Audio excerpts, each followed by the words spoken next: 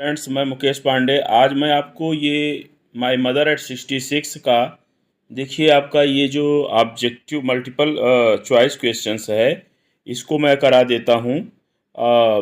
देखिए, she said to her mother, वह अपनी माँ से कही, क्या कही थी? देखिए, अपने माँ से वो कही थी, आप पढ़े होंगे, सी यू सून अम्मा। अम्मा, हम शीघ्र मिलेंगे ना, ऐसा कही थी। Trees sprouting is a poetic device, तो इट इज क्या है? देखिए, अब इसमें है कि ट्रीज, स्प्रिंटिंग का मतलब रनिंग, दौड़ते हुए। तो दौड़ते हुए पेड़, तो पेड़ दौड़ते नहीं हैं। इन्हें क्या, कौन सी क्वालिटी दी जा रही है? ह्यूमन की क्वालिटी दी जा रही है।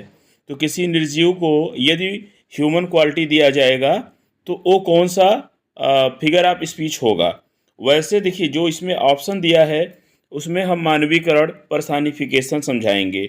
बट बच्चों, हम लोग जो पढ़ते हैं कि कई फिगर ऑफ स्पीच हम लोगों का जो है, उसके बेसिस पर, अब उसमें देखिए, इसमें तो पक्का है पर्सानिफिकेशन बुक के अनुसार होगा, लेकिन इसको हम लोग इमेजरी कहेंगे। इमेजरी क्यों कहेंगे? क्योंकि हम इन्हें विजुलाइज कर सकते हैं। देखिए कि भागते हुए पेड़ और घर से निकलते हुए बच्चे, एक इमेज हम बना रहे हैं, ठीक है, इस अपने माइंड में। तो इसे इमेजरी भी कहेंगे। बट यहाँ पर आपके जो इंटर तक है, तो इसमें ऑप्शन पर्सानिफिकेशन ही है। यहाँ पर ऐसे ही आपको समझना है कि यदि किसी निर्जीव चीज़ को, ठीक है, और मानव का गुण मिल जाए, मानव जैसा उसे दिखाया जाए एक्टिविटी करते हुए, तो वहाँ पर पर्सानिफिकेशन, मानवीकरण का प्रयोग हम लोग करते हैं। तो ये यही होगा, ठीक है। अब देखिए कि Kamala Das compared the face of her mother with, वो अपने माँ के फेस को किससे कंपेयर करती हैं? तो आप यहाँ पर देखेंगे कि क्रॉप्स से, पोयम में आपको बताया गया है कि एक लाश से करती हैं, ठीक है। अब आइए, कमला दास वाज गोइंग टू, ठीक है, कमला दास जा रही थी, ठीक है। तो कहाँ जा रही थी? तो आपको पता है कि कोचीन जा रही थी वो, ठीक है, कोचीन जा रही थी। तो यही इसका सही है, ठीक है। द पोएटेस बिलोंग टू, वो कवित्री कहाँ से बिलोंग करती थी? तो आप लोगों को पता है कि वो केरला की थी। कहाँ की थी? केरला की। तो वो केरला से बिलोंग करती हैं।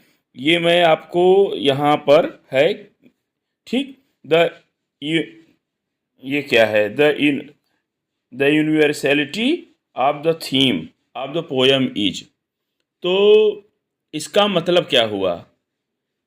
ये इसका मतलब हुआ कि इस विषय की सार्वभौमिकता, ठीक है, क्या है? अब आइए, अब हम लोग यहाँ देखते हैं कि इस विषय का जो वो है, वो कि डेथ इज ए ट्रूथ, मृत्यु सत्य है। यही बात है कि सभी को मरना है, सभी को बूढ़ा होना है, ठीक है, एक दिन ख़त्म होना है, यही इसकी सार्वभौमिकता है, ठीक है।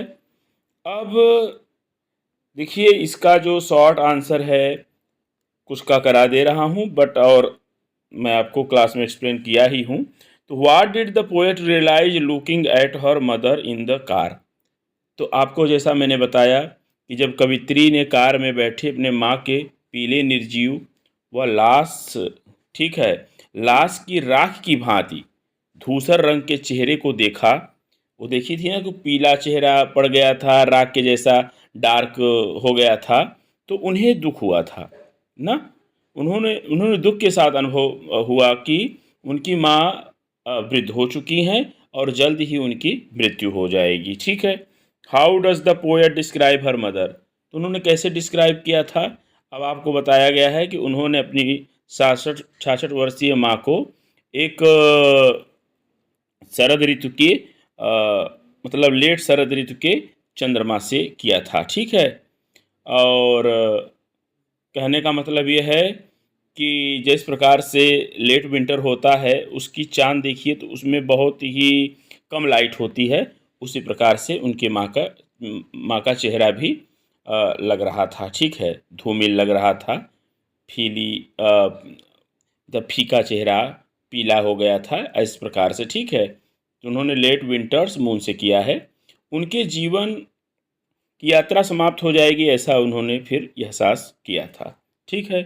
What does the poet mean by are I did was smile and smile. तो यहाँ पर कवित्री क्या कह रही हैं कि जब उन्होंने अपने माँ को देखा था तो उन्हें ये बचपन का डर आया था कि अब वो अपने माँ को खो देंगी। ठीक है।